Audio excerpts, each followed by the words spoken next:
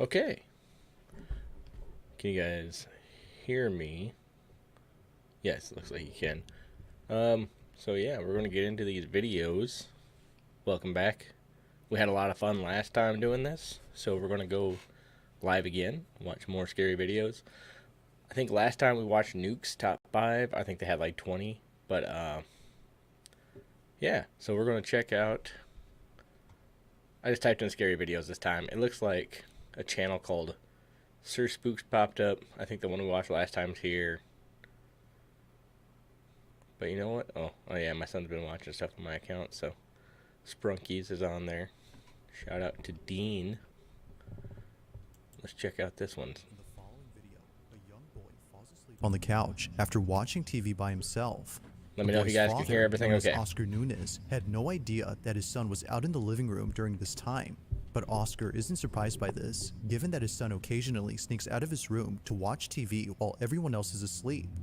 But tonight, on December 1st of 2019, his son quickly realizes that maybe it's best if he didn't stay up past his bedtime.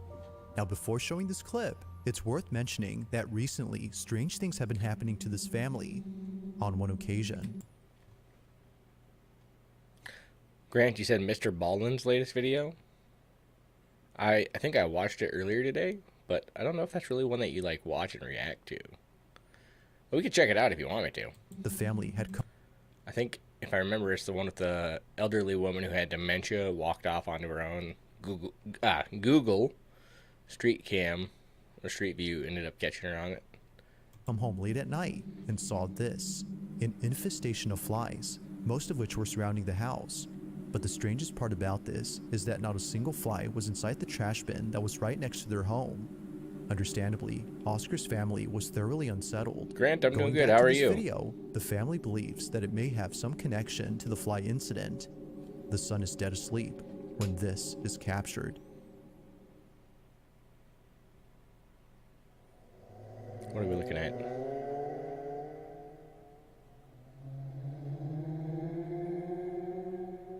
The cameras caught this audio? What?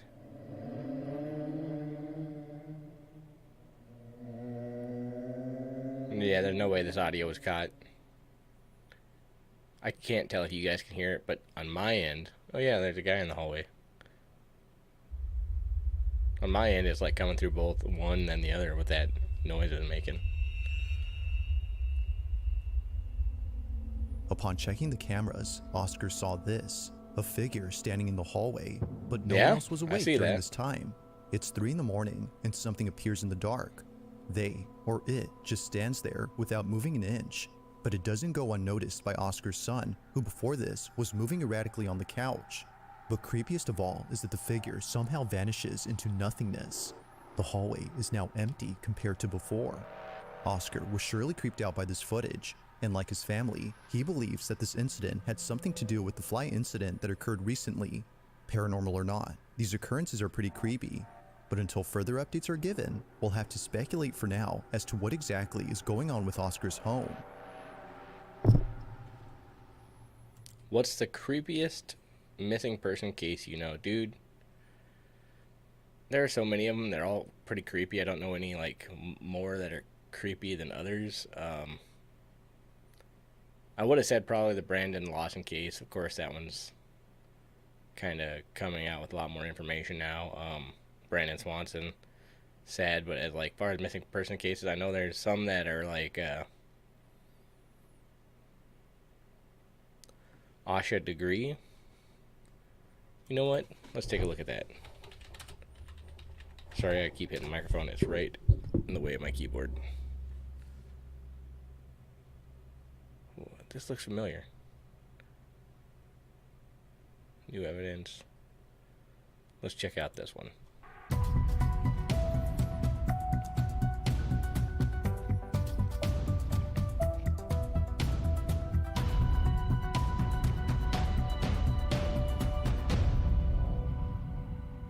I like the Hey intro. everyone, welcome back to Crime Weekly News. I'm Derek Levasseur. And I'm Stephanie Harlow. And we have... It's not quite what I was looking for. I was kind of looking for just like... Oh, this'll work. On a stormy February night in the year 2000, the small town of Shelby, North Carolina became the epicenter of a mystery that would haunt the nation. 9-year-old Aisha Degree vanished from her bed, leaving behind a trail of puzzling clues and unanswered questions. As the thunder rolled and the rain poured down, a family's world shattered, giving way to a search that stretched far beyond the sleepy streets of their community. What propelled this girl into the night, armed with little more than her favorite book and an unshakable sense of purpose? 24 years later, the disappearance of Aisha Degree remains an eerie whisper in the winds of North Carolina. A tale of innocence lost and a mystery that beckons the curious, urging them to unravel the threads of one of the most perplexing cases in American history. This is the baffling disappearance of Aisha Degree. On Yeah, Monday, I've never heard of this February off the top of my 14th, head. 2000, Still unsolved the as of now. 9-year-old Aisha Degree disappeared from Shelby. I say I don't think I've ever seen it, but there's a good chance that I've already heard about this. But let's check it out. Cleveland County, North Carolina, in the United States, outside of Charlotte. In the years since the event, no one has been able to solve the case. Local and state police and other law enforcement agencies like the Federal Bureau of Investigation have followed numerous possible leads, only to discover dead ends. The FBI displays the details of her case on a website under her full name, Aisha Jaquilla Degree, in the kidnappings missing persons category of cases. The FBI and Cleveland County Sheriff's Office continue to take tips about the case. On the quiet evening of Sunday, February 13th, 2000, in a modest 2-bedroom home in North Carolina, Aisha Degree and her older brother O'Brien settled into their shared room for the night. The day had been a typical one, filled with church activities and a visit to a relative's house. Aisha's parents, Harold and Aquila, maintained a disciplined household with strict rules, including early bedtimes and a prohibition on internet use, fearing the dark tales of online predators. The night unfolded with a sense of normalcy until an unexpected power outage prompted Harold to check on his children at 12:30 a.m., finding them sound asleep. Again, at 2:30 a.m., he confirmed their safety before retiring himself. But in the early hours of February 14th, while a relentless storm raged outside, 9-year-old Aisha inexplicably embarked on a mysterious journey, armed with a book bag she had packed earlier. Her brother, half asleep, heard the creak of her bed, but assumed she was merely shifting in her sleep. Unbeknownst to her parents, sleeping just rooms away, Aisha slipped into the stormy night. It was only when Aquila woke up at 5:45 a.m., intending to start the day, that the family realized Aisha was missing. Panic set in as they scoured the house and called out into the rain-drenched streets. Meanwhile, between 3:35 and 4:15 a.m., what the hell is she doing? Howling wind and pelting rain, 2 separate drivers spotted a small figure in white clothes walking along Highway 18. When one of them tried to approach the child, presumably Aisha, she darted into the dense forest, disappearing into the shadows of the trees. In those frantic early mornings. Okay, right away this reminded me of, I want to say 2 years ago, I was door dashing, and God, I was driving down a pretty busy street in our town here in our city, and it's like early in the morning. I think it was it had to have been a little bit later at night, honestly, because it was just getting dark, but it's to the point where you can't really see. And in my headlights, I see this little figure in the middle of the street running towards me, and I'm like, what the hell is that? I slowed down a lot, and it was a butt-naked, 4 or 5-year-old running down the street in the middle of our city, and, there were, a bunch of cars behind me. So I threw on my emergency flashers right away, ended up getting out of the car, catching the kid, and then, as soon as I did that, the parent, or the mom, whoever it was, came out of the house, a block down, and she, was chasing after the kid. It was crazy. I was like, holy crap, her kid almost got hit by a car. It was insane. But I don't know how her kid got out, and yeah, I guess if you turn around for a second, it's a big possibility. But anyways, you were saying she was actually, or she was scared of thunderstorms and the dark as well. What the hell was she doing then? This doesn't make a whole lot of sense. Morning hours, Aquila's calls for Aisha echoed through the neighborhood. A chilling prelude to a day that would mark the beginning of a decades-long mystery. As the sun rose over North Carolina, the tight-knit community awoke to the unsettling reality of Aisha Degree's disappearance. A puzzle that continues to confound and haunt those who remember the girl who vanished into the storm. As dawn broke on February 14, 2000, the close-knit community of Shelby, North Carolina, awoke to the unsettling news of Aisha Degree's disappearance. Local law enforcement swiftly responded, arriving with tracking dogs in tow. However, the relentless storm that had engulfed the night proved to be an adversary. It had washed away any trace of Aisha's scent, rendering the dog's skills futile.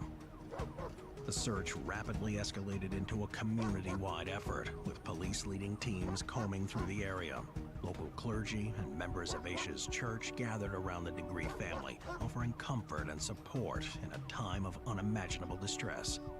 Despite their exhaustive efforts, the day closed with little more than the discovery of a mitten unrelated to Aisha, leaving her parents gripped by fear. That's how you wrote lots of scary DoorDash stories. It's kind of funny because that's actually one of the reasons I wanted to do DoorDashing in the first place. Because I listen to a lot of those stories and I'm like, it sounds creepy as shit, so I gave it a shot. And at times it is, for sure. Aisha, they knew, had ventured out without any winter outerwear, defenseless against the harsh elements. The only clue to her possible route came from drivers who, after hearing media reports, called in to report seeing a child along Highway 18. The following day, February if this kid got a ride from 15th, somebody, stumbled upon a crucial clue. In a business shed near the highway, items belonging to Aisha surfaced: a green marker, a pencil, and a distinctive yellow hair bow. Amid these personal belongings were candy wrappers and a photograph of an unidentified girl around Aisha's age. Despite expanding the search to a 2 to 3 mile radius around the forest, results were sparse. On February 16th, as the community's concern deepened, Aquila Degree revealed a poignant detail. Aisha had chosen only her favorite clothes for this mysterious journey, including a pair of blue jeans with red stripes. The police, alongside other law enforcement agencies, intensified their efforts. News coverage and flyers blanketed the area. Over a week, search teams dedicated more than 9,000 hours and pursued over 300 leads, exploring abandoned buildings and even water wells in hopes of finding Aisha. Despite their relentless pursuit, the overwhelming lack of evidence eventually led to the heartbreaking decision to call off the search, leaving a community in anguish and a mystery that lingered in the hearts of all who knew the young girl who vanished into a stormy night. Good God. In the wake of the halted local search for Aisha, It's like a perfect storm of not being able to find this kid with her leaving in the middle of the night like that, in the middle of a storm, which doesn't make a whole lot of sense. And then all the evidence being washed away from the rain, dogs not being able to track her. I mean, Jesus Christ, man. It's insane how many things had to go wrong in that order for it to be this bad. Degree. Law enforcement persisted in their investigation, drawing on witness accounts, the timeline preceding her disappearance, and public tips. The Degrees, in a bid to amplify their daughter's story, appeared on national television shows like America's Most Wanted, The Montel Williams Show, and The Oprah Winfrey Show. By March 2000, a billboard was erected near NC-18, the last known location of Aisha, keeping her case in the public eye. Despite these efforts, for over a year, no significant breakthroughs occurred. However, in May 2001, race car driver Travis Kittleston reignited media interest by featuring Aisha's image on his car during a televised event, expressing hope for her return. But it wasn't until August 3rd of that year when a notable discovery was made. You know, Grant, now that you say that, I kind of had that thought in the back of my head, because almost kind of like the John Benet Ramsey thing, you got to look at the parents. That one was, come on. I'm sure you've heard of that one. But, yeah, exactly. You kind of have to, maybe she never left the house, or maybe, I don't know. A construction crew in Morganton, some 26 miles from Shelby, found a plastic bag containing Aisha's book bag, complete with her name and contact information. What? The FBI took charge of the items, analyzing them at their Quantico lab. The bag held a copy of McGillicuddy's Pool by Dr. Seuss and a New Kids on the Block t-shirt, neither personally belonging to Aisha. Further tips, including one from a county jail inmate in 2004, led to false leads. Efforts to keep Aisha's memory alive included the FBI partnering with local businesses in 2005 to display her age-progressed image on service vehicles. In 2008, her parents established a scholarship and an annual walk in her honor, initially held on February 14th but later moved to avoid overshadowing Valentine's Day.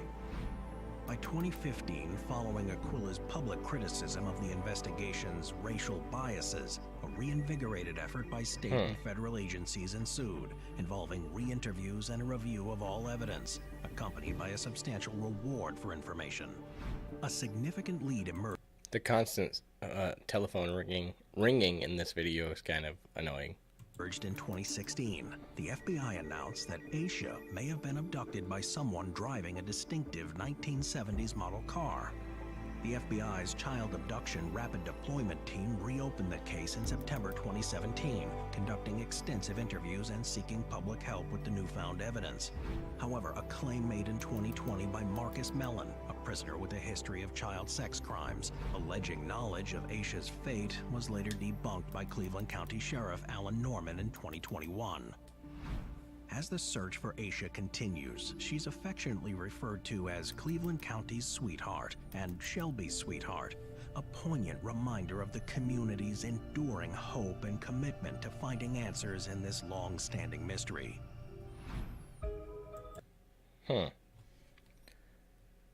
Yeah, that's insane. It's very sad. Okay, so this story that, let me see. The Lake Andes one was a strange one. You actually went on location, if I'm correct. Yes, I did. That one I did a lot of research into. I always do a lot of research into them, but that one I actually been to that area multiple times before. I knew the story because I used to watch Unsolved Mysteries with my mom growing up. And I remember that one happening because South Dakota is a big state, but we don't have a ton of people. We have less than 1 million people in the entire state. So think about that. And I remember I was like, I need to go out there. After I make an entire video on this, I thought I should do this. I reached out to Tracy Dion, who was in the car whenever they wrecked. I tried to reach out to her on Facebook. Never got a hold of her. She never got back to me. I tried to reach out to Bill Youngstrom, the sheriff at the time. Tried on Facebook, tried a couple different ways. He's retired now, so he doesn't work as a police officer anymore, but I tried to get a hold of him. No luck there. While I was there, I ended up meeting a family member of hers, of one of the victims. Not Ruby. No, Tracy Dion's the one that died. Ruby Brugier is the one I tried to reach out to. Sorry. But I ended up meeting a family member of the deceased woman, and they gave me some information, but they asked me not to use any of that on the internet, so I won't. But it's a strange one, man. I feel like there might be a cover-up situation going on there. Actually, a lot of people believe there's a cover-up going on with that one. The sheriff get in trouble with money? Not that I know of. I know that the sheriff himself was the one who, he walked that area for like days, like in a row for a long time leading up to the bodies being discovered. And he's one of the ones that doesn't understand. A lot of people believe that the bodies were dumped there because from my understanding, they found her, and then they went out there looking the rest of the day trying to find him, and then he never showed up. The next morning they went out there, and his body was just waiting to be found. So that was a weird one. Yeah, and of course the decay, the decomposition of her body being very decayed versus his being somewhat like maybe he died a week ago. It's pretty crazy to me, and I don't believe it was a matter of, oh, it's cold out, so he was more preserved. Like, no, that doesn't make any damn sense. The whole thing is really weird, but yeah, I went out to that one. Okay, so, God, I can't remember the name of this video, or there's a documentary I saw on, I want to say Netflix. I can't remember the name of the girl, so I won't even try, but basically what it was is this woman, she had a baby whenever she was younger, and her family convinced her to give it up for adoption. Even though she didn't want to, she did, because she was so young. And then, you know, she always kind of wondered, like, whatever happened to my daughter? You know, I would kind of thought it'd be cool to meet her. And eventually the cops got a hold of her, because it turns out that her daughter, her adopted, the one she gave up, ended up becoming a missing person. So she was like, what the fuck? And they needed her DNA to make sure they could, you know, cross-check it against other stuff that they're looking into. So they did, and then the mom, the actual mother, goes out and she meets the adopted parents, and I can't remember why it was, but she got this feeling that her adopted father murdered her. And she's like, he killed her. And everyone's like, what? And she's like, yeah, he killed my daughter. He cut her up and he put her in the backyard. And everybody's like, they don't even live in this house. Like, whenever the girl went missing, they lived in a house, like, a couple towns away, or a different town. And then the girl went missing, but they had already planned to move, so they moved in their new house. And she's like, I'm telling you, my daughter's buried in the backyard. And she was relentlessly just, for some reason, accusing this guy of murdering the girl. And eventually, it came forward that this guy was a serial rapist. I'll probably get in trouble for saying that on YouTube. Grapist, I should say. And he did a lot of grapes. And they looked further into it. And eventually, he confesses that, yeah, he did kill her, but it was an accident. So, yeah, I'm kind of spoiling it for you, right? But watch it. It's insane. Because, like, the mom, she would fly over their property with drones. And she, like, circled on their camera on Google search and stuff like that. She, like, pointed out an area in the backyard. She's like, right there. I can tell you that she's buried there. And mind you, she only ever met her daughter whenever she was, like, a baby before she gave her up. And that guy admitted that he killed her. It was an accident, and she fell down the stairs, and that he put her body in what the fuck did he say? It was a paper tote kind of thing, and the garbage took it away. No. She's like, nah, he's lying. It wasn't an accident. He killed her, and then he cut her body up, and it's in the backyard. Even after the guy admitted that he killed her, and then he threw her in the dumps. And this guy was in prison, and finally his, like, actual wife is telling him, you know, tell him the truth, and we'll be able to stay in the same town, and I can actually visit you in prison and stuff. And then he admits that he did kill her, he did cut her up, and she was in the backyard. So they dug up the backyard in that exact spot where the mom, the biological mother, said that her daughter was, and sure as shit, she was there. And it's fucking insane. That's a creepy one. But let me see here. You said I'll have to search for that. Yeah, if I can find it, I'll let you guys know. I really like your Chris McCandless video from a few months ago. Really well made. Well, thank you very much about that. I appreciate that one. Another one, Wayne Westerberg. Dude's a legend. Sorry about that. Something moved over there. But yeah, no, Wayne, he's a cool guy. I'm glad he was able to help me out. So whenever you see, like, in that video, whenever stuff pops up from in his journals, like the little cutouts and stuff, those are, I actually got to go through his actual journals and stuff on that, so that was pretty exciting for me. Okay, let's go back to scary videos. Scary? Well, not a scary video. Pay attention to what I'm doing here.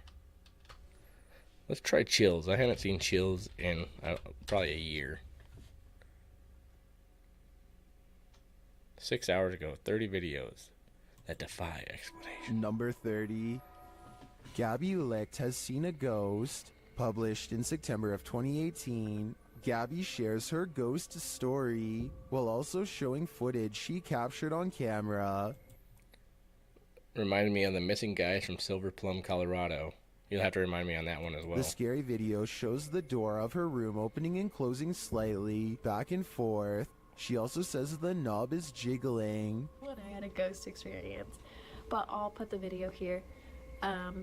You can kind of see the handle just like wiggling back and forth, and it's kind of weird. It didn't freak me out that bad, but it's kind of strange to have it on video. I showed my parents and it freaked my mom out, but I've had other stuff happen, so it's just kind of interesting to get that one on video.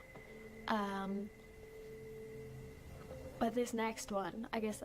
Gabby has been experiencing Mr. Ballin made a video paranormal on it for something like 8 years I more than now, likely saw it and then. This is just one event I'm a she big Mr. captured Ballin on fan. video. Is something trying to communicate with her? It sure seems that way to me. The big question is, what is it saying? Number 29. That was a weird video. When you think you're home alone, and then this happens. Posted to the Ghosts subreddit by ESCO Yeah, I don't know if I feel like The that one was Redditor anything. writes, I was messing around with my dog, just us two were home, and my door did this.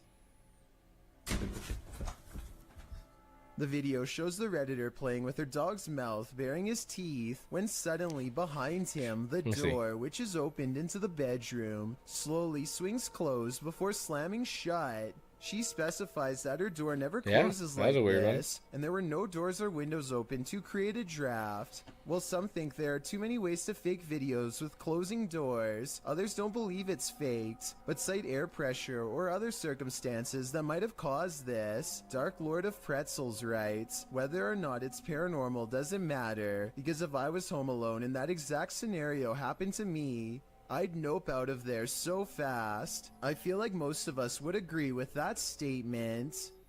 Number 28. Yeah, it's a weird one. While camping in a haunted forest at night, YouTuber Jasko experiences a paranormal microaggression. Just watch. Wasn't Jasko the guy who used to be with that J Station guy and they're making those stupid 3 a.m. videos? Can you come closer to us and like let us know? What the dude, what the That's hilarious. just happened? You got scared by a bug? Whatever is in that dark forest, listen to Jasko's request, and then some. Like let us know. That looked really legit to me, especially due to the fact that he's holding his cell phone, which could have been water damaged. Cell Who phones are would pretty much risk waterproof it? nowadays. Not many people can say they've been roughed up I mean, by he a puts an demon, entire phone in but the I water think there. Jasko can. Number 27.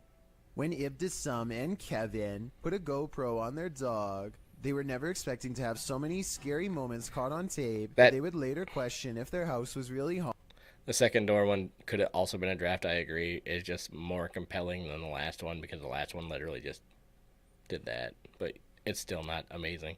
Haunted. Here's their paranormal evidence. Okay, so at 1 minute and 35 seconds, the dog clearly hears some noises that we can't. I believe J Station is completely... I think he might be in prison, last I knew. Dogs have really good hearing, though, so that's not really paranormal proof. The dog goes into the next room and appears to see something, though it's A balloon? probably just a balloon in the corner that it doesn't recognize. Again, weird, but not necessarily paranormal. However, Not as really soon weird. as it turns around and lets its guard down, a loud, scary noise comes from where it was just looking. Nothing else happens for a while, and the dog gets some sleep.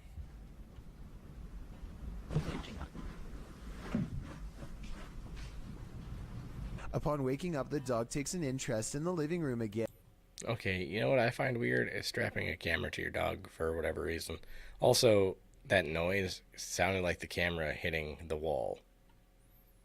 And this time investigating under the table instead of in the corner, almost like it's tracking movement. It goes to look out the door. The window appears to be shut when all of a sudden a creepy scream fills the house. Scream? And It's a shortly whistle. after, it looks like the dog sees phantom movements across the living room, same as before.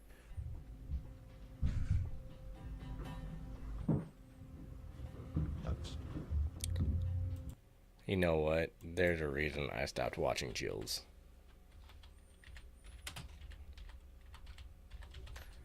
I never really believed any of those videos.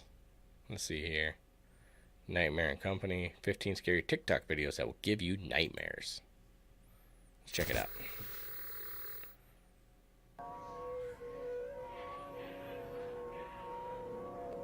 Ah. Is that Cousin It? 1, 2, 3, go. Okay na?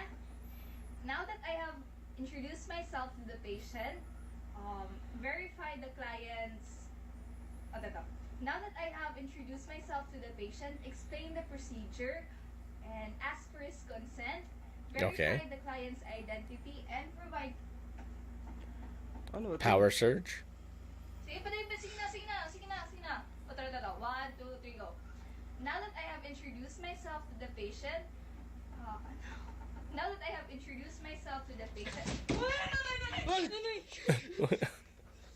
That's hilarious. What's that, Dad? What was a case where there was a guy who lived in the family's walls for months and used to trick young girls pretending to be their deceased mother. It was in Massachusetts. I think Mr. Ballin did a video on that one too, and there was another one.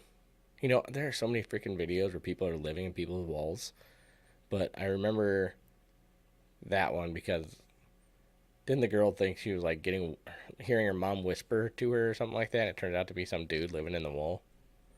Yeah, I remember that one. I can't remember the exact case of it. We can check that out here in a second. I kind of want to see what this kid's pointing at. Apparently, I feel like it's going to be Bigfoot or something. I don't... What the hell? Was that a monkey? Let's go back inside. Come on, guys.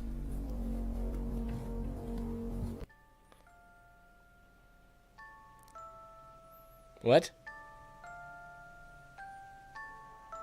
What? No. Hold on a second. Guys. What is this? Watch. What? What the other guy start running? Oh, what? What?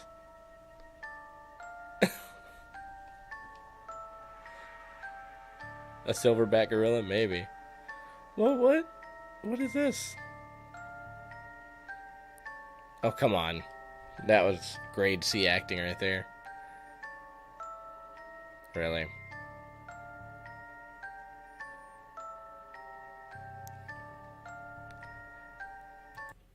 Okay, you know what's funny about that video? Is like... Okay, so the crutch just falls over, hits this guy in the back. He stands up like, what was that? And then she stands up more freaked out than anybody. She's not even looking at where the guy has disappeared from. He's like, what was that? And then she's like, oh my God. Yeah, that's terrible.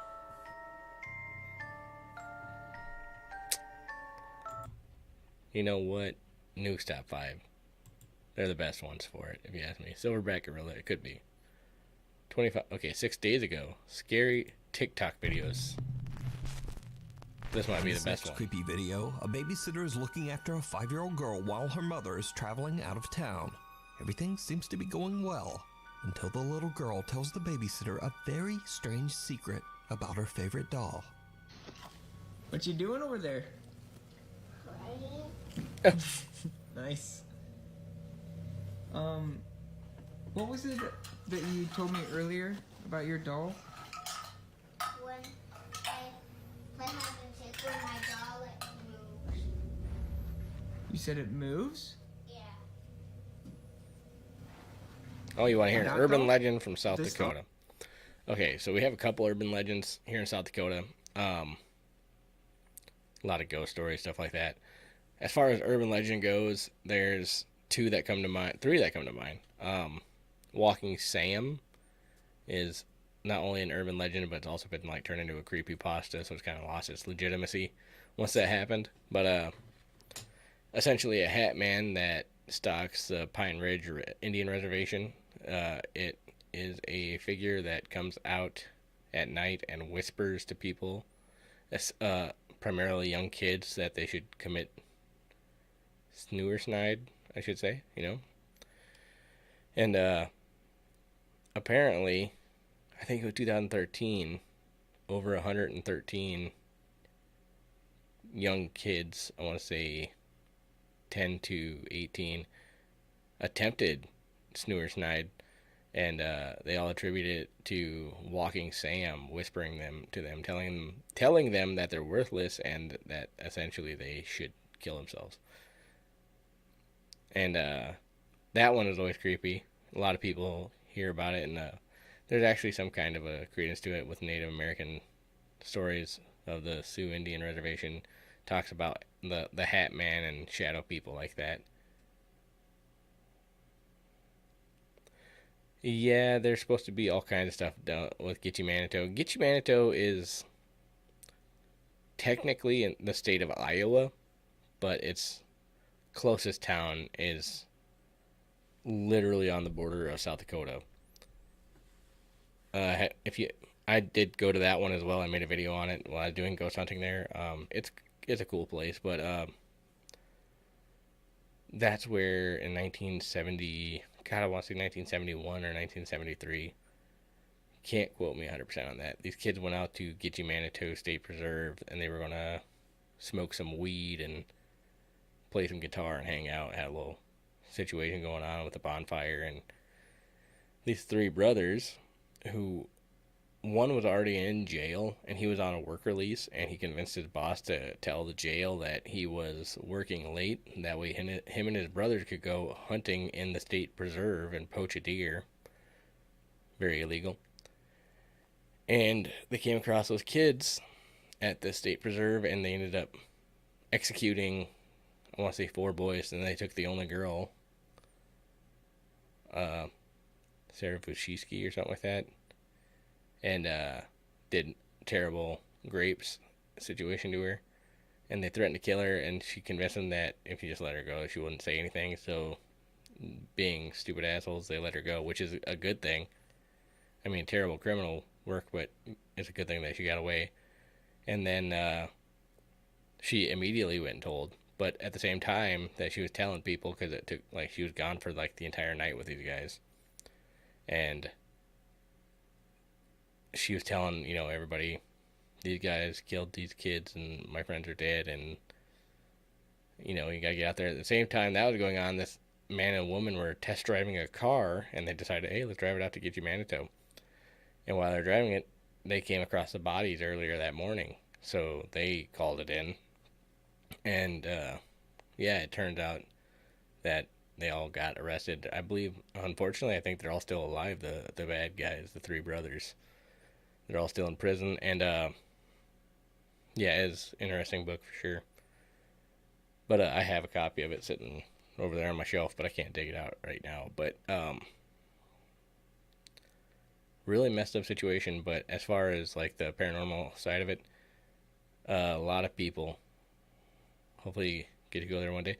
It's a cool spot for sure. I don't know where you're based out of, but there's some cool ones. That one is a really sad case, but people claim to have seen alien ships out there. The one YouTuber, and he kind of lost legitimacy, was Paranormal Files. I say he lost legitimacy because like a bunch of people pointed out how he fakes videos. But he went out there and supposedly found a heart or some kind of a bloody organ of sorts in the grass.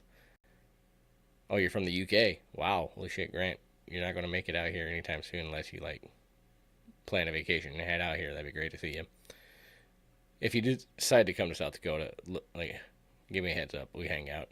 And yeah,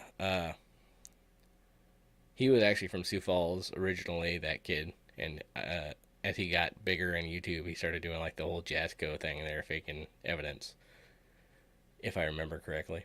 And you know, he's probably going to get mad about me saying that if he ever sees this. But I don't know, it just doesn't seem very good. So now he's like on Instagram or something like that, doing the whole, this person did this, you know, one of these guys. I hate those kind of videos. But yeah, Gitche Manito's a good one. Then, like I said, we have Walking Sam. The Gitche Manito is technically the corner of Iowa, but the closest town is, I want to say, God dang it, not Beersford. Anyways, it's like right past Sioux Falls. And then there's Hookie Jack from Rapid City, who used to be a police officer who lost his hand, and then God, now he replaced it with a hook. No, he was never like malevolent or any evil or anything like that. But oh God, how did it go that once he died, the bar that he used to live in, because he used to live above a bar in an apartment, the bar that he lived in supposedly sees his figure and shit moves around in there all the time now. So that's kind of cool. Like I said, he was never an evil spirit, but that's about the most interesting ones. There was one urban legend I heard about that I only ever heard about from one guy. It was the fuck's his name? Chad Lewis. He wrote all the like the Van Meter Visitor book and stuff like that. Great researcher. So it's not surprised that he was able to find it. But the Banshee of the Badlands is supposedly, if you're out in the Badlands National Park, which I grew up by, which I wish I had known about this legend back then because I would have went looking for it, that this Banshee will come out on one of these big hill things, screaming her head off at you. Completely forgot Rapid City is a place. Yeah, Rapid City is a place. Got Mount Rushmore. And they filmed National Treasure 2 out there and quite a few other movies. But Kevin Costner used to live out there.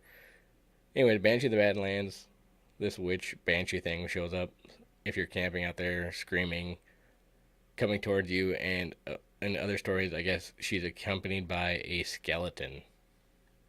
But that's about as much as the urban legend information I have. I don't know anything about that legend. But yeah, Rapid City is a good one. I used to live in that area as well. Oh? Yeah. And honestly, Rapid City is freaking haunted. That's all I can say about Rapid City. I love the place, though. You said it moves? Yeah. Like you move it, or? What? When does it move? When you play hide and seek with her. I thought that was a real kid. Yeah. Bro. The 5-year-old claims that the doll actually moves on its own when she plays hide and seek with it. The babysitter is a bit creeped out, but his morbid curiosity gets the better of him, and he decides to test the doll. Is it more haunted than Sioux Falls? Way more haunted than Sioux Falls. Way more haunted than Sioux Falls. Like, Sioux Falls is the biggest city we have. But if you're talking history and stuff like that, you got to go west to the Rapid City area. That's where you find the Badlands. Most paranormal shit I've ever experienced happened in the Rapid City area. The Badlands. I don't know, man. Like, Sioux Falls is okay, and I like that we get, like, celebrities and conventions out here.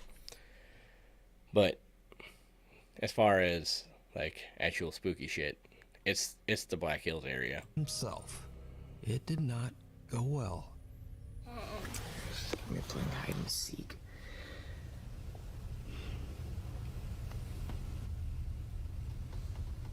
Why does this doll look so weird? What's this doll gonna do? Just fall over? What are we doing here,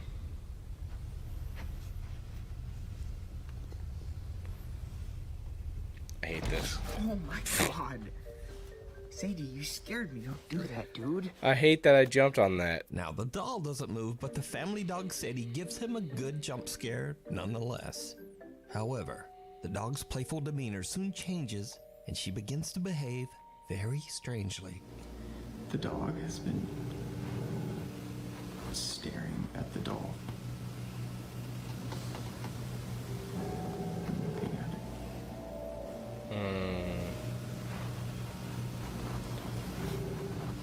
I'm kind of freaked out right now.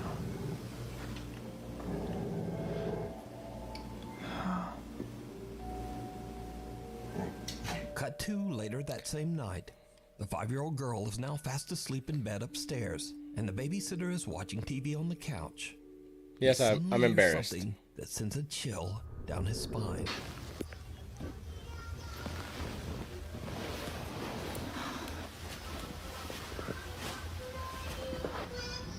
Yeah, right.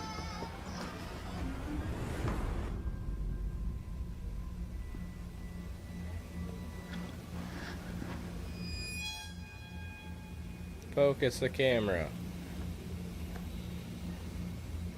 Oh, okay. A toy is playing music from the other room, and when the babysitter walks over to check it out, he is shocked to see the doll move by itself. I feel like that Now, doll. Unfortunately, as usual these days, these videos were posted. I feel like that doll is part Bigfoot because as soon as it starts moving or whatever, the camera gets extremely. Like, I can't even see what that is. It's terrible. Posted to TikTok without a source, so I have no idea what happened next. The story of the creepy moving doll remains a mystery. Old school. Cathedral High School in Los Angeles, California was built over what was once a cemetery. That's The not a good school idea. even honors its dark history. That's by a bad featuring idea. Real pieces of old recovered headstones on its walls inside the school. So, late one Friday night, a janitor is working the night shift at Cathedral High School when something happens that makes his blood run cold. Alright,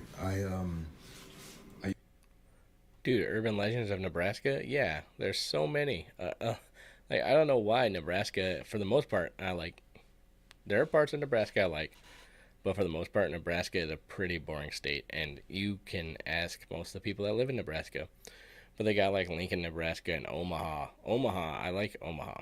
Omaha is good, but Omaha has some of the craziest urban legends. I made a video, one of my shorts I made because I went out to Omaha earlier this year for a Sum 41 concert. I don't know if you know that band, but they've always been one of my favorite.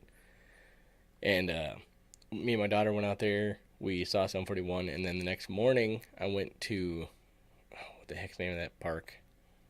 It's gonna drive me crazy. What's the name of that park? I gotta look it up real quick. I gotta look it up. Hold on a second.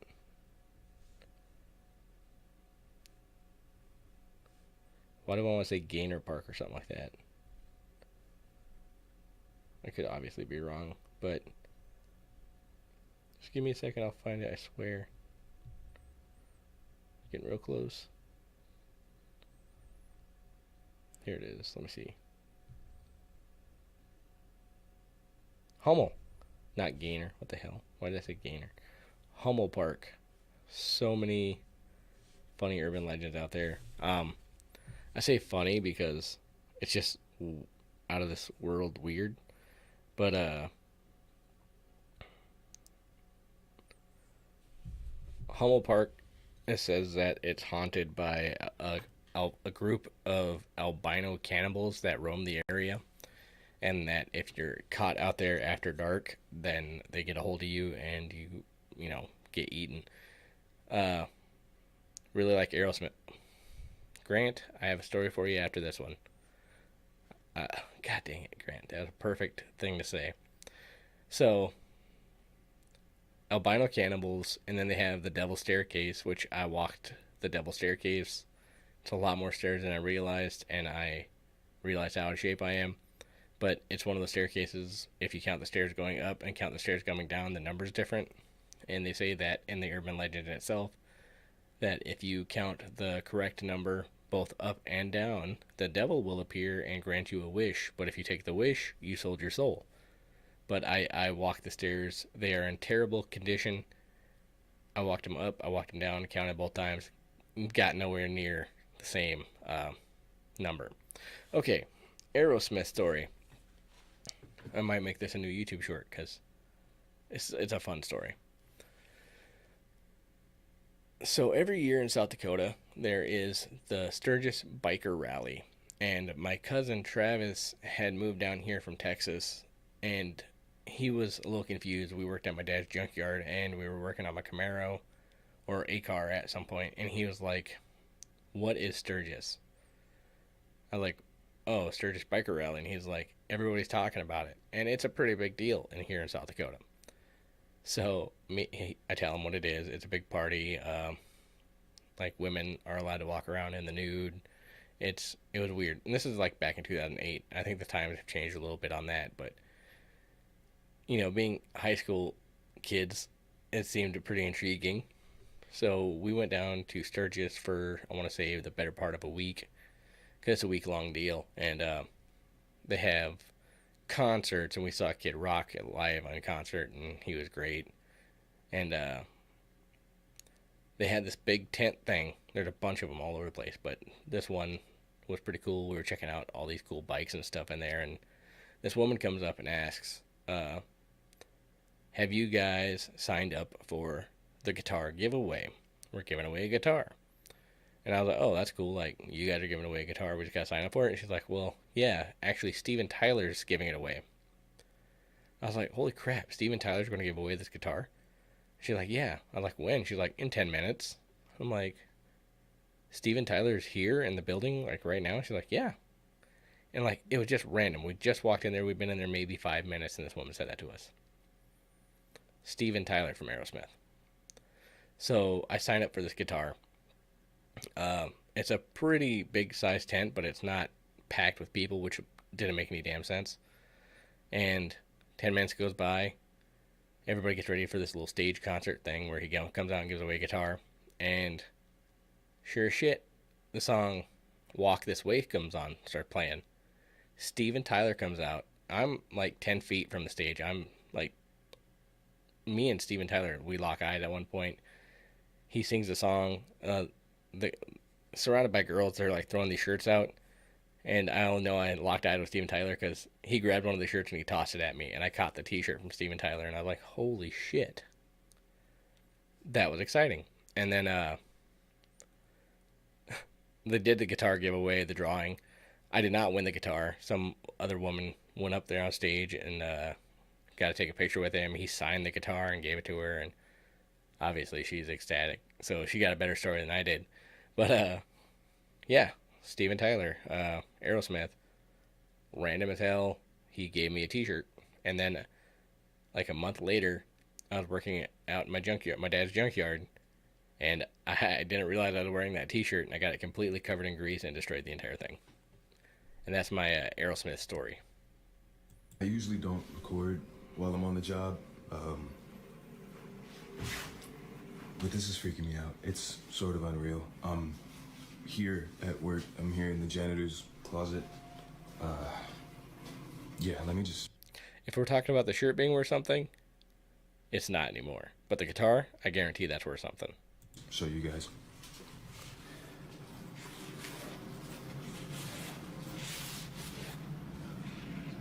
All right.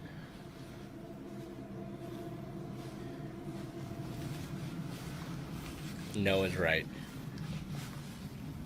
This school is strange that they not only built their school I don't know, on a cemetery, built on the cemetery, but they also took the headstones and made it a decoration. Situation or not, but did they want the school to be haunted? Janitors that have worked here have tried to tell everyone that, you know, every night something happens, some spooky, I don't know, paranormal or whatever you want to call it. You'd almost have to be terrified to work there at night as a janitor. Until tonight, I was in here cleaning up after some students had thrown a party, but what's been freaking me out is this one right here. No matter where I'm at in the classroom or what I decide to do, it just follows me. Pennywise? And do your thing, you stupid balloon. I got you on camera now, so let's just Oh, sure enough. What the heck? See? That right there. That's weird.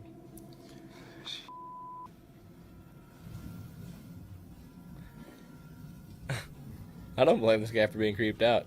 Especially, like, that they built the school on a cemetery. And they use the headstones as decorations. That's not a good idea.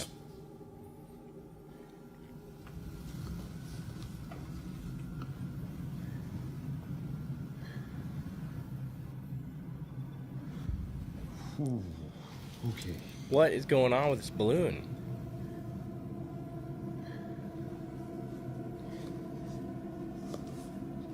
This guy's being haunted by a balloon. See, no. What do you think of this video? How is this? It just follows me no matter what.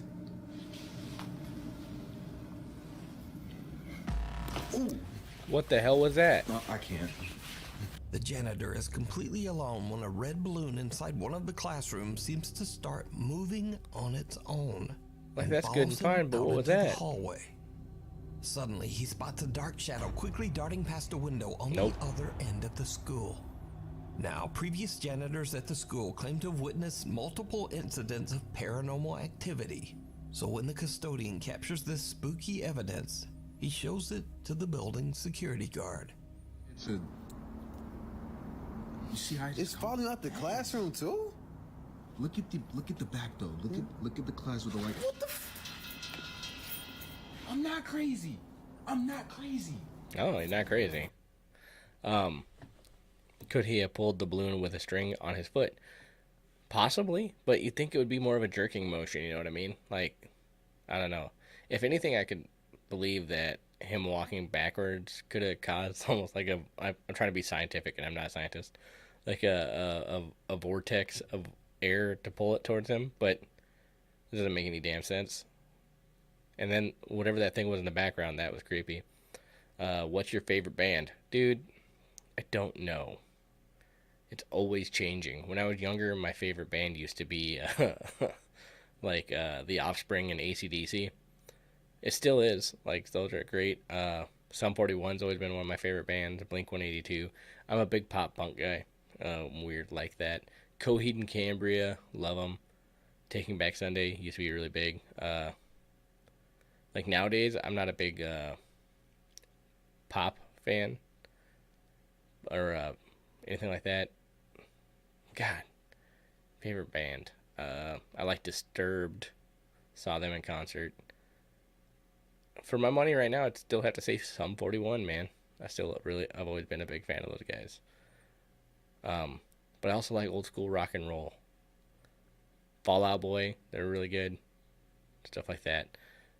But, you know, I kind of listen to anything anymore. I listen to country music, rock and roll. I'm not a big pop fan, so I'm not going to like Iggy Azalea is none of my top favorites or anything like that, you know what I mean?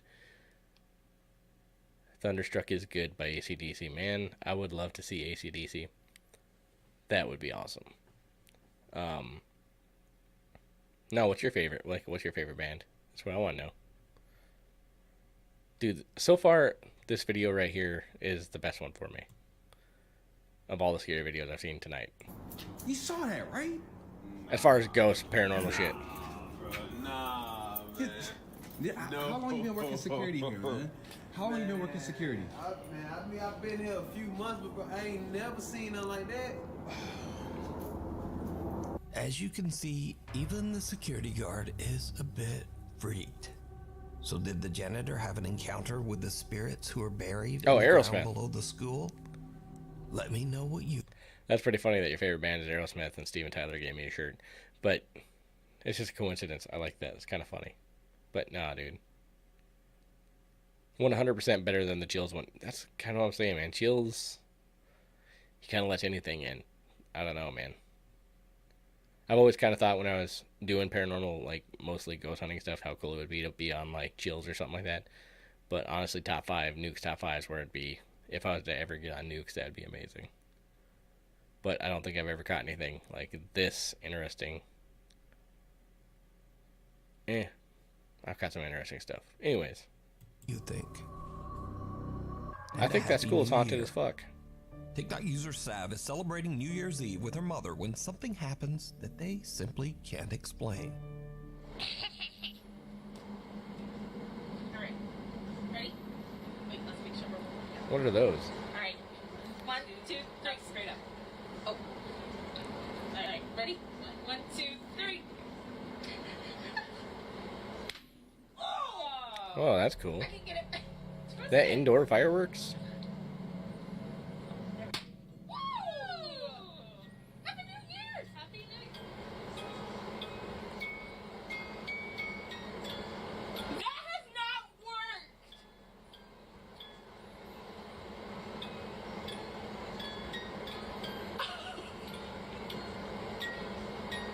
Hold on! Okay. No, it worked, but we just haven't... That has not... I've twisted it!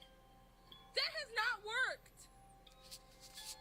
That's my dad's snow globe. Like, we designated that to, like, be my dad. Huh. Oh my god. What the f***? Sav's father passed away nearly a year and a half ago, and the family displays his snow globe to remember him. As Sav says that the puppy in the globe actually looks Her a lot facial like her expression dad. was creepy. However, the snow globe hasn't worked for a long time. But just as Sav and her mother pop confetti to celebrate the new year, the globe inexplicably starts playing We Wish You a Merry Christmas, beginning right at the part of the song that contains the line, "And a Happy New Year." Happy New Year's! Happy New Year! That's kind of a sweet one. That has not worked! Sav believes that it was a sign from her father that he's still there and he's still watching over them.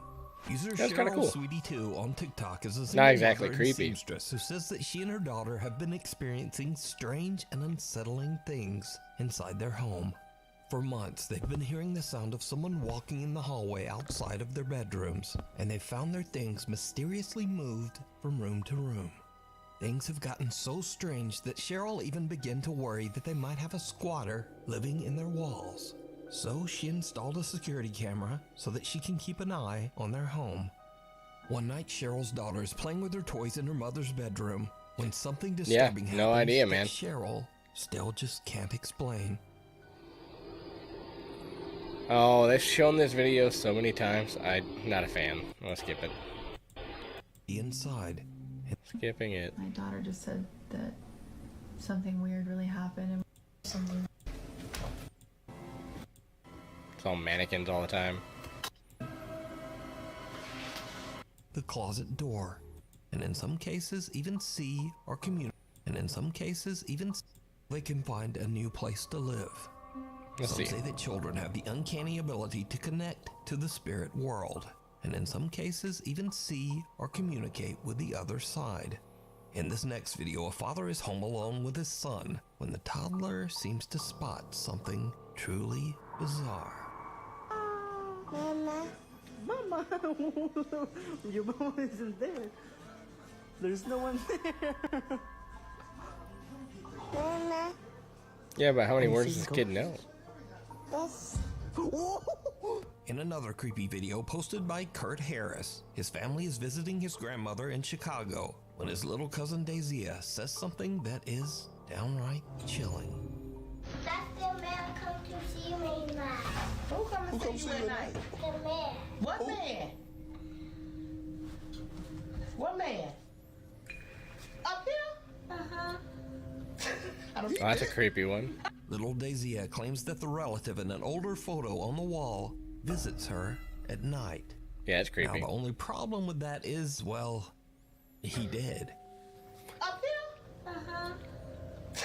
He did. In fact, the man in the photo passed away in 2005, over 14 years before little Dazia was Dang. even born. She has never even met the man. Or did she actually meet his ghost? You decide. Up here? Uh-huh. He did. Before we move on to the next video, if you see anything that you think should be included in the top... Off topic, but where Brandon Swanson's car was found, how far away was the nearest house? Okay, I think at the time the nearest house was actually an abandoned house, but less than a mile, I'd say for sure. The abandoned house, which I think the abandoned farm or whatever, like I said, I can't tell you what it was like back in the 2008, whenever it happened, but there's a farm fairly close to where the car was found and where where they believe he started walking from. If you go, like, obviously in my video I'm looking towards Taunton, but if you turn around the other way, I'd say like 3/4 of a mile, half a mile down the road, there's a farm. I don't think he went that way because you can't see the farm from there because it's up on a hill. But that, and he's walking towards the river, so he hears the water running. So another house would be on the corner of that road on Lincoln Lion Road or whatever. So you got the road that goes over to the bridge. So if he had kept going straight instead of cutting through, he would have ended up right next to a house. And then he would have realized he was in the wrong spot. But he decided to take that shortcut and jump those fences. And that really threw him off. Because if he just kept going straight down and then take the road over, he would have been just fine, I think. But since he decided to jump that fence and keep walking in the field, that pretty much sealed it as far as his fate, I think, went. But yeah, no, there was a house behind him and in front of him that you just can't see at night unless you're right up next to it. There's a lot of trees and stuff at the one house, and then at the other one, yeah, you can't see it because of the hill. Happened 15 years ago now, which is crazy. It is crazy, man. I feel bad for the family.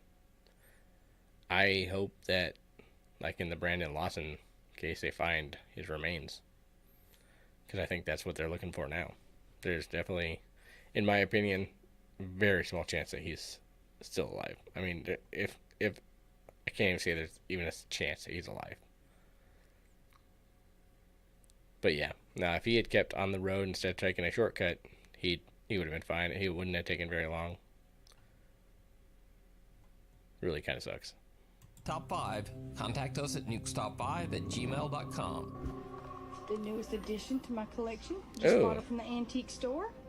Doll collector Linda Deary from Murfreesboro, Tennessee was browsing Facebook Marketplace one day when she saw an ad placed by a woman who was giving...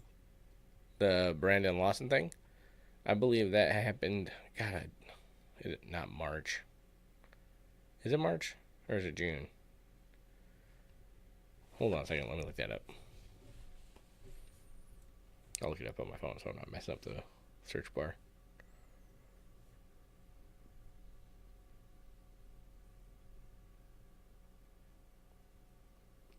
May 14th, 2008. Marshall, Minnesota. Really nice town. I would move to Marshall, Minnesota. It's really nice. Do you remember when it first happened? I didn't live in this area when it first happened. I actually lived on the other side of South Dakota, which I don't live in that area now. I still live 3 hours from there, but like it's like a trip to Omaha for me if I was to head to Omaha. But I don't remember when it first happened. I remember the first time I heard about it. That was a long time ago. But I remember when I did my video on Brandon Lawson, everybody told me, you got it wrong. This is in Minnesota. I'm like, what are you talking about? Because everybody can confuse it with the very similar names. Even the guys from the lower lodge gave me shit because I want to look into a guy named Branson Perry out of Skidmore, Missouri that went missing. And they're like, Branson, all you did was combine Brandon and Swanson and Lawson into one name. And like, you have a thing for finding people or finding cases on people like named Brandon or close to. Purgatory Adventures, how's it going, man? Alright, let's see some more scary videos. Giving away 4 antique dolls for free. Linda drove to the woman's house and picked up the dolls. When she got back home, she posed the dolls on her Creepy bed dolls. and began taking pictures. Ew. But then something Is very that Chucky? odd happened. Hold on a second. The dolls seemed to Newest addition to my collection. Hold Just up. bought her from the antique store. Doll collector Linda Deary from Murfreesboro, Tennessee was browsing Facebook Marketplace one day when she saw an ad placed by a woman who was giving away 4 antique dolls for free. Linda drove to the woman's house and Hold on picked a up the second. dolls. When she got back home, she posed the dolls on her bed and... It's Chucky. Right there. Grant, you drove like 20 hours to go to the Brandon Lawson location. That's true dedication. Yeah, I've always wanted to go to that one, and I saw the opportunity and I took it, and it was a 1-day drive, which was insane. I'm really glad I went. I'd like to go back again soon, actually. That'd be really great. I don't know, I've never been to Texas before then, but my time in Texas was awesome. began taking pictures. But then something very odd happened. The dolls seemed to move right before her eyes. Linda grabbed her phone and started filming. Purgatory Adventure, you finally made it to live. Yes, you did, Curtis. Let's see these dolls move. Creepy. What the...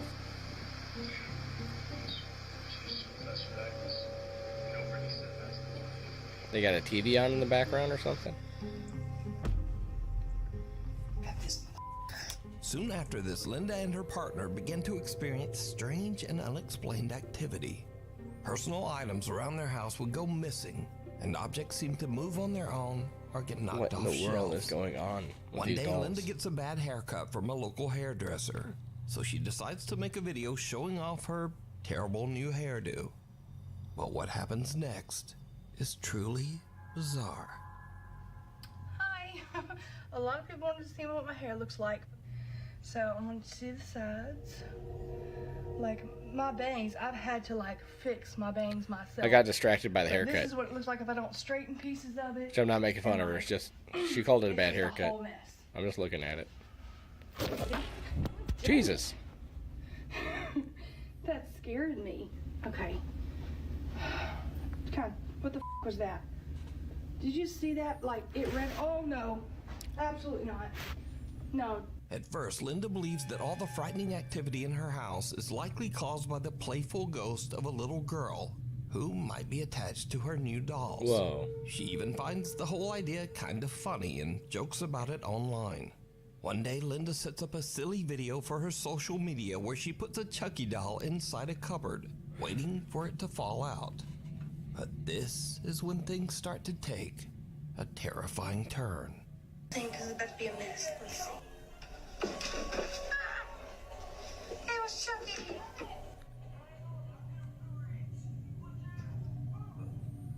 What's going to happen? Oh, the hair. What the f?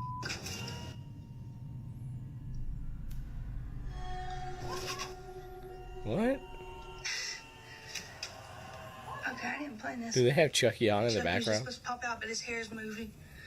Holy shit. What the hell? Curtis, do I have anything spooky planned? I have a couple things coming up in the new year that I... Oh, wow. Oh my god.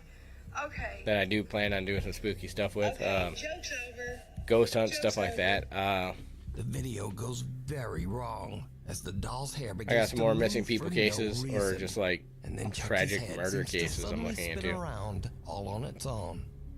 And things just get even weirder from here.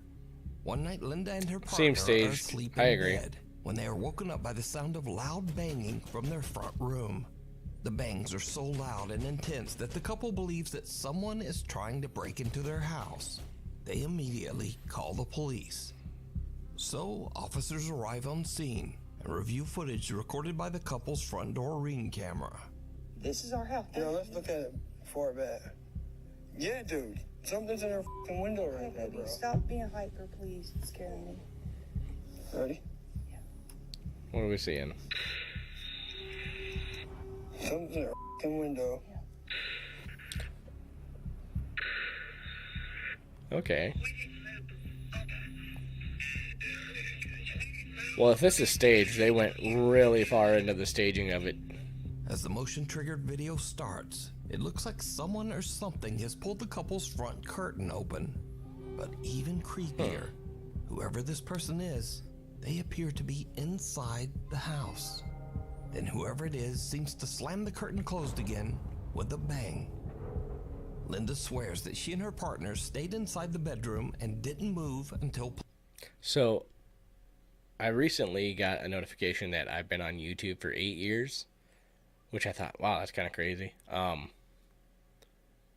But I've also been told that if you type in local legends, that I'm like not on there at all. You have to type in my name, Burton Moran, and I have considered changing the name of the channel.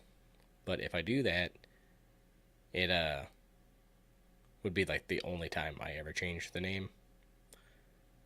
So I don't know. If you guys have any suggestions for a new channel name, that'd be kind of cool. It's really kind of sad because Local Legends, I don't know. I've always liked that name. I came up with that, and then it seemed like more and more people started using it, which I didn't coin the term local legend, obviously, but I don't know. I've always liked the YouTube channel with it, but anymore, if it's not popping up with my channel, that kind of sucks. So if I have to change it, I will. If you guys have any suggestions, let me know. Police arrived. The officers. Some people do crazy things for views and likes. That's true. But there was no that one is true. else there. So now, Linda has had enough of the creepy dolls. Recently, she attempted to get rid of the dolls at a yard sale. But in a darkly funny twist, Linda says that someone actually stole 3 of the 4 dolls from her yard sale. To the thief that stole these dolls out of the yard sale at 3 o'clock this morning, you're going to regret it. They're haunted. Had you waited till sunlight, you would have seen the sign that was under them that said, "Haunted dolls. If you have children, please don't buy." So, good luck. You're going to be featured on the TV show Beavis and Butthead? That's amazing, Curtis. That's awesome, dude. How did that happen? Whoever took those dolls, because it seems like they're gonna need it. Lost Soul. In Michoacan, Mexico. So do you guys got to go and like record your voices and stuff then? And what a terrible time for your other person to have quit your channel then. You know what I mean? That's crazy, dude. Awesome. A photographer named Paco is waiting in his studio for his friend Eduardo to arrive to work on a project. Paco suddenly hears his friend Eduardo outside his open window. You got paid from him. That's awesome. Hell yeah, congratulations, dude. Paco checks his security camera to see what's going on. And, just watch.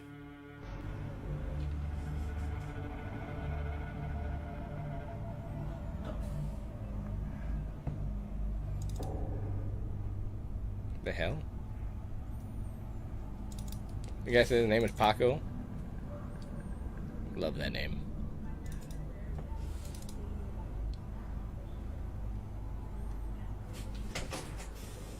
Güey, te juro por Dios, güey. Te lo juro por Dios que un señor me preguntó qué onda era la pinera. No digas mamadas. Te lo juro por Dios, güey. Un señor se me acercó y preguntó, oiga, disculpe, ¿dónde es la pinera? Y por eso le explico, le digo que tenía que cruzar y darle más para abajo, güey, te lo juro. Te lo juro, güey, no mames. Oh, dude, oh, I get it. That's awesome. The man was asking him for directions, but the security footage Beavis and Butthead are going to react no to your video. That's one amazing. there. Just an odd white mist. So did Eduardo have a conversation with a ghost? Or a brief mental breakdown? Because he seems convinced. So let me know what you think. The Continental Inn. Jenna Snow works at the They Continental emailed me Inn and they in Edmonton, wanted to Alberta, feature us. That's Canada. awesome, dude. A hotel Hell which yeah. sits right across the road from a cemetery that is the final resting place So of then are you going to be on 19,000 IMDb too then? bodies. With a location like that, That's awesome. It's no wonder that the hotel has built up quite a bit of a reputation for being haunted. Now Jenna is working the front desk at 5 in the morning when she and one of her co-workers, Tim, spot something very odd on the lobby security camera. They said it's not the hotel that's haunted, it's the graveyard. Oh. So this service road here where Danny and I used to park, that's the old Stony Plain Road. Do you really think Whoa. when they dug up all the bodies here Wait, what? That was a good one. Moved them over to the graveyard. They dug up the bodies and what? They have it there, buddy? Yeah. Hey, Noel. What's up? Oh yeah, I see it again. What in the hell? Let's try and sit in the chair. Sometimes he'll stay there for a minute. He is. How do you know this? Well, because Danny and I caught him earlier when Danny was in the games room locking up. I freaked the out because I saw it. And then I tried to do a video review to record it, and it wouldn't let me. A faint, pale figure can be seen moving around the hotel lobby and sitting down in one of the chairs before just No, not disappearing on completely. IMDb, but Jenna's I will be coworker roasted Jen big claims that time by he's Beavis seen and the Butthead. bizarre figure That's many something times awesome, dude. before, and he believes that it has wandered over from the cemetery across the road. But lost spirit or not, I leave that up to you to decide. Spirits. TikTok user VKT recently started a new job at a liquor store in Kentucky. He's at work one evening when he starts to hear random, creepy sounds that he simply can't explain. He grabs his phone and starts to record. So I'm here at work, and I'm 100% sure I'm hearing my voice right now. Yeah, somebody whispering. I think I've seen this video before. Do you hear that? Do you hear that? What is that? I'm freaking out right now because I'm the only one in the store. It sounded like it was right behind me. Yo, I hear it. Please tell me you guys hear this. Did you hear it? A soft, unexplained voice can be heard several times, seemingly whispering to VKT. That's a weird one. And do you hear that? Behind you. Please tell me you guys hear this. Now, I reached out to TikTok user VKT, and he says that he didn't used to believe in the paranormal at all, and was actually a skeptic. That is, until he started working at this liquor store. It sounded like it was right behind me. Since he's worked at the store, he says that doors often open by themselves, and bottles fall on the floor randomly with no explanation. VKT says he asked his co-workers about the strange incidents, and they all told him flat out, well, this store is haunted. But there's more, because as VKT continues to work at the store, things just get Grant, it sure could be, man. creepier. There's a lot of people guys, fake so I'm hearing, videos. like noises coming from this back room. Oh my goodness, bro! It's happening again. All right, I'm gonna go and look. As you can see, nobody's back here. Nobody's behind the door. Nobody just came out behind me. Like, I'm serious. Someone or something can be heard banging on the door to the back storage room from the inside, while an unknown voice whispers some very disturbing things. All right, I'm gonna go and look. And things just continue to get worse. One Yeah, day, I don't know VKT about is this one. completely alone at work when this happens. Alright, what happens? Come on, man. Yeah, I don't know. One night, Maddie is home alone with his dogs when strange things start to happen. What's going on? It's a nice ass house.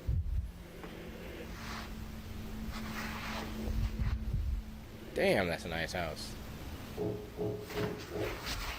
Maddie's Somebody's parents outside. are away on vacation, leaving him all alone in the house. And something else happens that makes his blood run cold.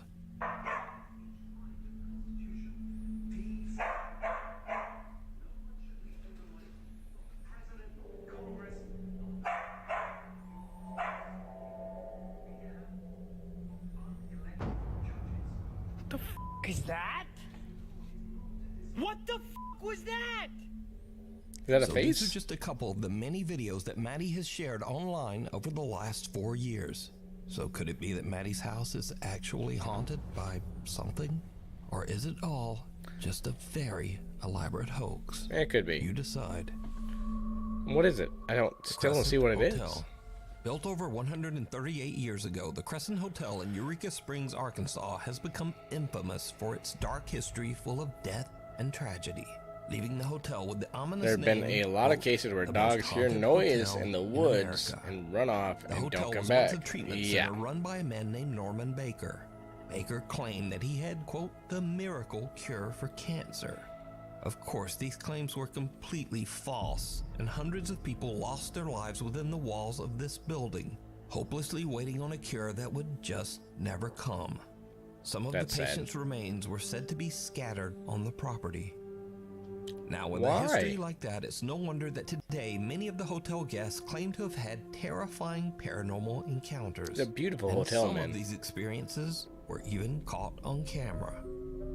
4 years ago, Jennifer Chronister was visiting the Crescent Hotel with her mother when she accidentally captured something truly creepy. Girls trip, most haunted hotel in America, and my nightstand on the creepy door is my eyes shut. So early bedtime looking for ghosts. Did you see it? Yes, I did. When slowed down, it becomes clear that something Dude, is that a little moves girl? in front of Jennifer's camera, something that resembles a small child.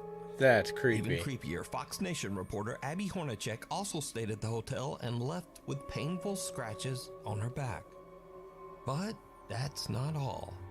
A woman named Angelina and her daughter were staying in room 212 at the Crescent Hotel. It is said that on this side of the building, the spirit of a mysterious lady in white is often seen on the balconies. In fact, it's claimed that sometimes this ghost is actually seen falling from the balconies into the garden below. So, Tonopah, Nevada? It's supposed to be haunted. I probably butchered that name. And then this happens.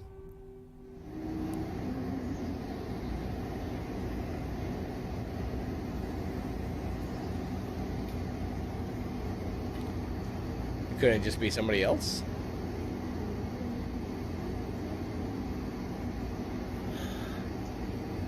It did look like she was floating.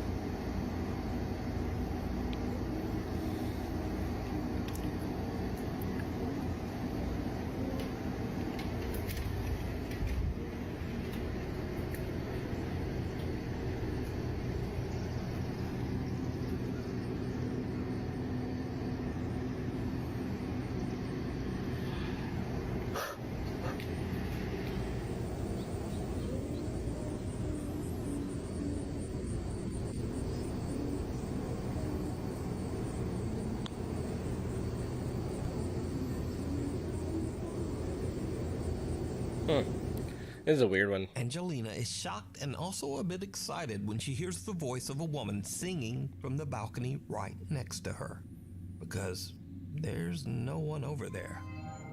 Angelina says that she was a bit creeped out by the experience, but she is also grateful to have captured what she believes is the voice of a spirit.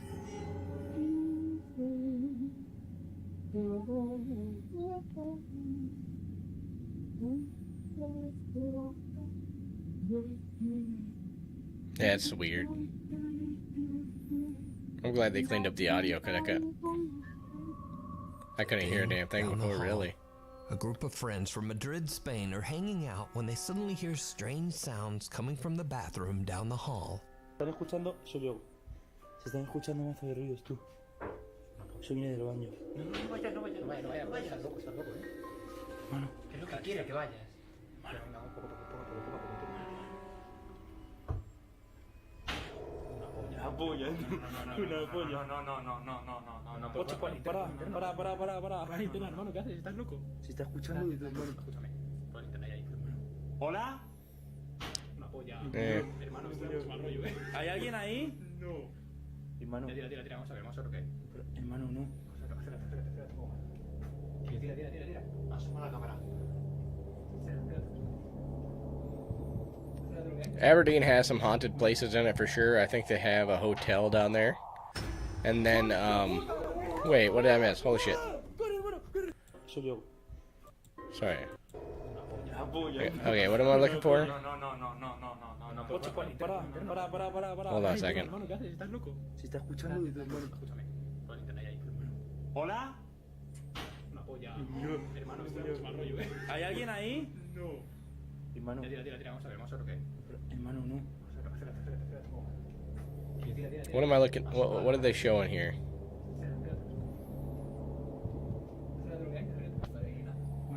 What is this? Oh, god dang it. I hate those fake ass videos. Oh my god. The guys are hesitant to look inside the bathroom, but when they do, something horrifying this can thing. be seen staring. Look how stupid that is. Oh my god. Really?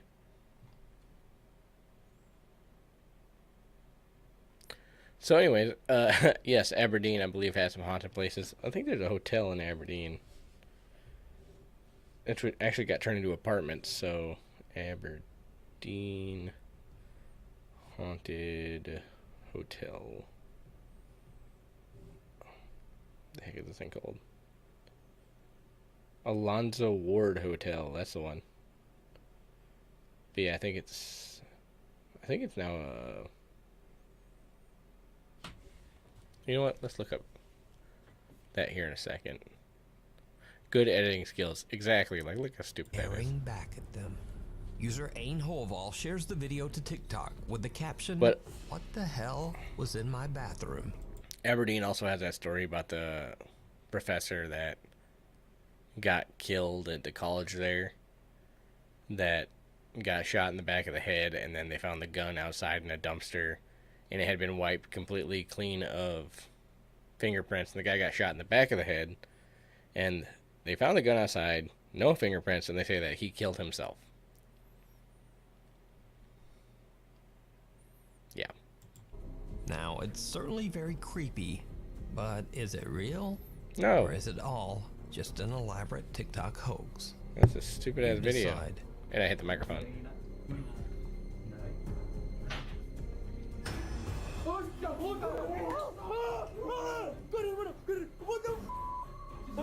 TikTok user Leo Lords 15 is excited about getting a fresh start as she and her young daughter move into a new home.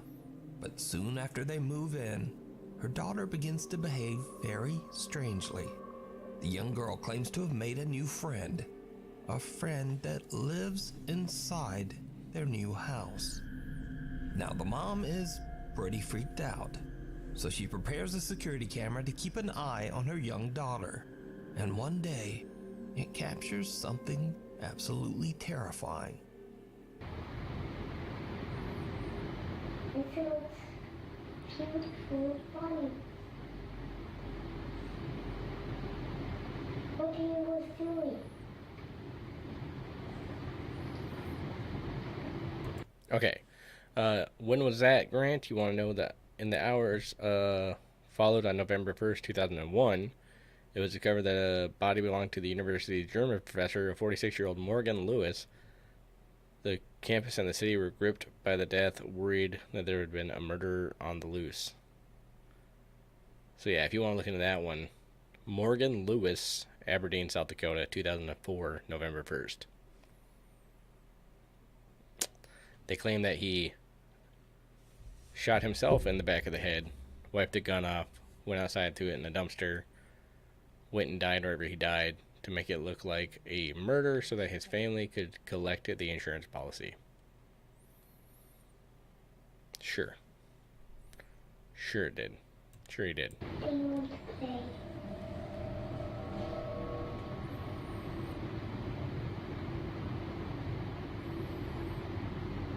So over 20 years ago. Crazy to think about. Do you want to sleep?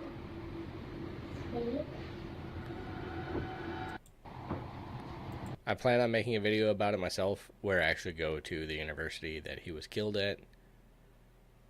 So, you know, be on the lookout for that. That's one of the videos I want to do coming up this next year. I might do it, you know, even if it's cold out. I don't even give a shit. I might just head up there. It's about a 2.5 hour drive from here. I'm not into this video. It's not very compelling. Why does it look exactly like that same room where the mannequins were, where the door opened up? Alright, let's see what this is. His family completely disappeared off of TikTok in 2022. So whatever happened to TikTok user Leo Lords 15 and her daughter remains a mystery. A ghostly gift. Cassie O'Malley from Lamont, Illinois loves monkeys. So when one day she receives a monkey doll as a gift, she's absolutely thrilled. I think I've seen this where the monkey's eyes follow it or something. Opens the box. Oh my fucking god, I swear to god, this thing just fucking looked at me. Oh my. For a split second, the creepy monkey doll seems to look directly at Cassie. Oh my fucking god, I swear to god. Yeah, that's a creepy one. Oh my. Cassie says she's tried everything to debunk what she captured on camera, but she hasn't found anything to explain it. After this recording, the doll hasn't stirred up any trouble. So for now, Cassie is keeping the creepy little monkey doll proudly on display in her home. I'd say the eyes definitely did. What would you do with a gift if it did this? That's Let creepy. Me know down in the comments. Oh my fucking god, I swear to god, this thing just fucking looked at me. Oh my. Graveyard shift. Japri is working a late night. Fargo's on the list, man. Trust me. That's another one I want to go check out. Fargo, North Dakota. I don't know too much about the hauntings. I know that there was like a murder and stuff there, but also there's a YouTuber, Scott Kramer. He's a good friend with Mr. Gigi. I talk with Mr. Gigi on Instagram sometimes, and yeah. So I always thought that'd be kind of cool to meet that guy. But also, there's just a bunch of cool history with Fargo. Night shift on ambulance duty as an emergency medical technician. As he's driving the ambulance back to base, something happens that he simply can't explain. Something absolutely terrifying. Alright, so I'm not sure how to talk about this, but well, first off, I've been an EMT just for a little bit, and like I ain't never experienced nothing like this. So as we driving back Let's to see what base, this video is real quick. I swear I seen a face in the rearview mirror. What? Like, Send somebody as soon as you can. fuck, I need to turn this engine off though, cause like we're gonna be stranded out here. Yeah, as soon as possible. Hey, thank you. Just get back in. I'm not trying to go back near this truck.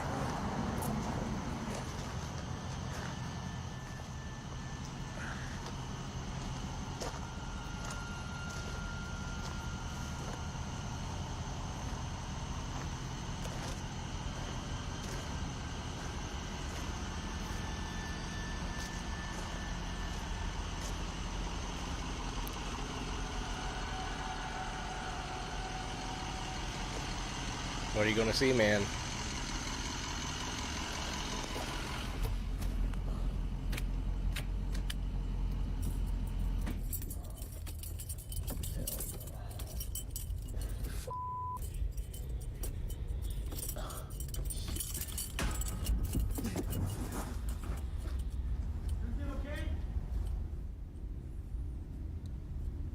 So far, it's just I ran the fuck out. Okay.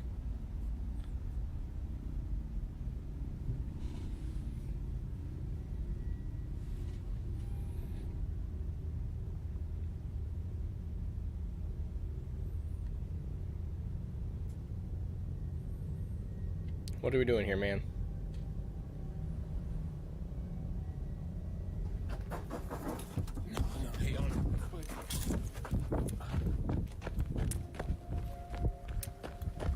Do you believe cars could be haunted? I don't know if you see it, but can y'all see that back door? Like, There's somebody popping their head out around the corner? like it just flew open. Like, What? can y'all? Oh. Nah, what the? Focus the camera. What was that? Can y'all see it? Nah, hell no. That, nah. Have you ever heard of the Texas 7? I have not, and Minot is supposed to be haunted. I've been to Minot for work years ago. I want to say probably the better part of 8 years ago, probably around the time I started YouTube. I didn't have any experiences, but it was only up there for like 2 days. But that's a hell of a drive for Minot. Obviously, it's not Texas, but okay. Have you, like you said, have you heard of the Texas 7? Not off the top of my head. I know the Jennings 6, I think it was. That was a really messed up one. But the Texas 7, you'll have to tell me what that is, or I'll have to look it up. As Dupree is reaching in to turn off the engine, just off camera, the back door of the ambulance flies open on its own. You see, Jared claims that he has experienced some creepy, unexplained events. You know what? Let's look up the Texas 7.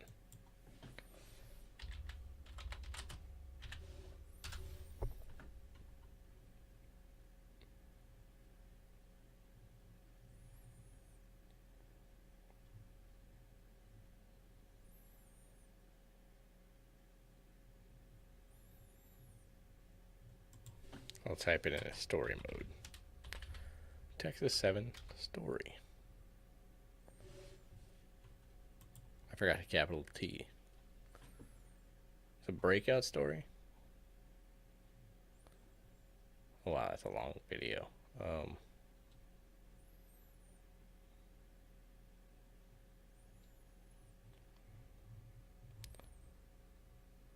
Netflix special about it. Okay.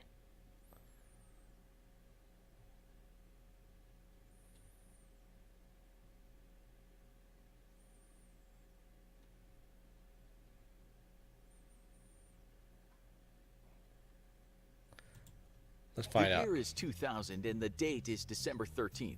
7 This'll men work. at a maximum security prison in Texas are just about to perform an audacious, if not brazen, prison escape. They are dangerous men, and between them are sentenced to hundreds of years. They are not prepared to do their time. In the words of the ringleader of the gang, George Rivas, I had no parole, I had no good time, I had no incentive to behave. The minimum amount of time I had was 270 years, and I obviously couldn't do that.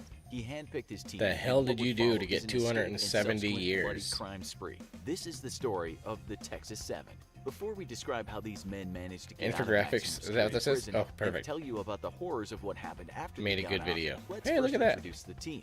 We have the ringleader, George Rivas, and you know he was never going to get out of prison. He was serving 18 consecutive 15 to life sentences for robbery. That might Robbery? seem like a lot of time for the crime, but he was convicted of aggravated kidnapping, aggravated Oh. robbery, and burglary. It said he picked his team knowing he was more intelligent than them, but also because he knew they were dangerous men. Then we have Joseph Garcia, who was serving life for killing a man in a drunken altercation. Randy Halprin was doing time for badly beating a baby. He got 30 years. Larry Harper was serving 50 years for rape and acts of voyeurism. Patrick Murphy had 50 years to serve for aggravated assault, a particularly nasty crime against a woman. Donald Newbury was in for aggravated robbery with a deadly weapon, and Michael Rodriguez was serving 99 years. How's to the guy life who beat a for hiring baby a even man to still kill his alive? wife. That didn't make These sense are to the me. Texas 7. Rivas picked the team, and at some point the men began meeting at the John B. Connolly unit at the prison. Getting out of such a place was not going to be easy, and some believe Grant, the have men you ever been hatched to their America? plan over perhaps an entire year. On the day of the escape, just before lunch, the guards at the maintenance area sent the prisoners off for their chow. The guards then went for their lunch. Only Rivas, Garcia, Halprin, Harper, and Newbury were left in the maintenance area because they had managed to convince the maintenance supervisor that they had to wax the floors there. They told him that they would take lunch in this area. The supervisor said, fair enough, but he'd have to stay behind with them. Murphy, working in another area, asked to join the crew, and he was given the green light. As for the last of the group, Rodriguez, he managed to join the crew after lying to the guards that he had been told he had to pick up trash there. He wasn't initially part of the escape plan, but he became so. The men were all joined Once, together where'd you just go? as they had planned. Then they had told the supervisor to follow them to a warehouse where they needed something. There, they got him down on the ground, stole his clothes, and left him tied up in a small electrical room. The crew found more clothes, but more importantly, they got the keys to the room where the tools were stored. In that room, they managed to get their hands on 2 hacksaws, a bolt cutter, wire cutting pliers, and a utility knife. Over the next 2 hours, they would get more clothes and the things they needed after subduing 2 prison guards as well as other inmates. Some of those hostages would get out of their restraints, but the gang would make sure they couldn't get out of the room that they'd been tied up in. To the east With the clothes side. they'd stolen, the gang could now pretend to be supervisors, and that they did. They could also make sure the head count Very was cool. right, although they were of course missing. Around this time, things could have gone wrong because one of the hostages in the room set the fire alarm off, but it was taken as a false alarm. The men in disguise then approached the gate where heavily armed guards were. They told the guards that they had a job to do, and that was to install video cameras. The guards let them through the gate and importantly did not ask for any ID. They came upon another guard at a gatehouse, and this one did ask for ID. But then the gang had been clever because they had left one guy in the maintenance department. That guy actually called the gatehouse to ask him if the men had turned up to install the video cameras. After this, the men subdued this guard and tied him up. Meanwhile, Halpern gained access to one of the towers, where an armed guard was stationed. Halpern later said in interviews that this guard had a lot of weapons on him, so he quickly lunged to grab one of his guns and pointed it at him. He then ordered the guard to open the vehicle gate. After that, he gained entrance to the armory, where he would take a lot of weapons from there. The stash of weapons included a 12-gauge Remington pump-action shotgun and 14 rounds of ammunition, 14 .357 Magnum Smith & Wesson revolvers with a total of 210 rounds, and a .223 caliber AR-15 I've never been assault out of the rifle country, with 15 unfortunately. rounds. I'd love to Now, visit, these though. guys were certainly very dangerous. The entire gang left the prison with all these weapons in a stolen truck. After they were well out of sight of the prison, one of the tied-up guards got loose and reported the escape. So now we have 7 criminals with histories of violence let loose in Texas, and worse, they're armed to the teeth. So they The actually authorities made it got out word of the that prison. Very dangerous criminals were driving around, and they were heavily armed. The manhunt was on, but nothing was going to be easy for the authorities. At the same time, the guards found 3 letters left by the gang, with some of those letters decrying the harsh conditions inside. One of the letters said, "You haven't heard the last of us yet." The authorities would take this as a threat, although the writer of that letter would later say that this was not the case at all. The men now have weapons, but they don't have much money. They do what they know best, and that's steal cash. At a Radio Shack store, they first take a look around, but then go back just before closing time. There are still some customers in there and 4 employees in total, all of whom are subdued. What's strange is the hostages said the gang were very friendly. Later in interviews, this gang said throughout the entire ordeal they tried their best not to hurt anyone, but as you'll see, that certainly did not happen. We should also state that during the hostage-taking in the prison, people were held at knife point and also hit over the head or Well, of punched course in the they were. face. They stole thousands of dollars from the store, as well as electrical equipment, which included walkie-talkies and police scanners. The team then headed to Dallas, knowing full well that the police would think they were headed to the Mexican border. The group now had money, but they wanted more. On Christmas Eve, they decided to rob an Oshkosh The fact sporting that they all goods in stayed Irving, together Dallas is kinda County. crazy. They got to the store, bound and gagged the staff, and it said stole thousands of dollars as well as more than 40 different guns and lots of ammunition. But while this was going on, an employee was outside the store and he noticed something strange. He called the cops, and 29-year-old police officer Aubrey Wright Hawkins turned up. Almost immediately, he came under fire. The officer was shot at different angles by perhaps 3 of the crew. Because they were firing from different sides of the car, at least one of the crew was hit. The officer was shot 11 times, with many of the bullets entering his head. He was then run over 3 times and left for dead. He actually died later in the hospital. The officer was married and had a son, and he was expected to celebrate Christmas with his family the next day. Later in an interview, his mother would say that his son said all he wanted for Christmas was his father back. The gang then fled in their motorhome, That's which was now packed with fucked. cash and guns. They'd even made a gun rack for their many weapons. They later parked this at a Christian community and posed as missionaries, saying they were doing the work of God. This was all a lie, except one of the men, Larry Harper, did attend Bible class and seemed to get into it. In interviews, the other people living on this kind of commune said the men seemed pretty normal, and Larry was welcome to the classes. But as time went by, the men couldn't hide. It was Rivas that was first spotted because someone noticed his face and the fact that he had a twitch. The police were called, but at first thought, Chris Watts, which one is he? Is he the one that murdered his family? If he is in prison in South Dakota, I'm not sure. it just couldn't be the gang Let's because look there that was up. no way they would have been stupid enough to stick together. Police soon knew they had their men and believed there could be one huge gunfight, but that didn't happen.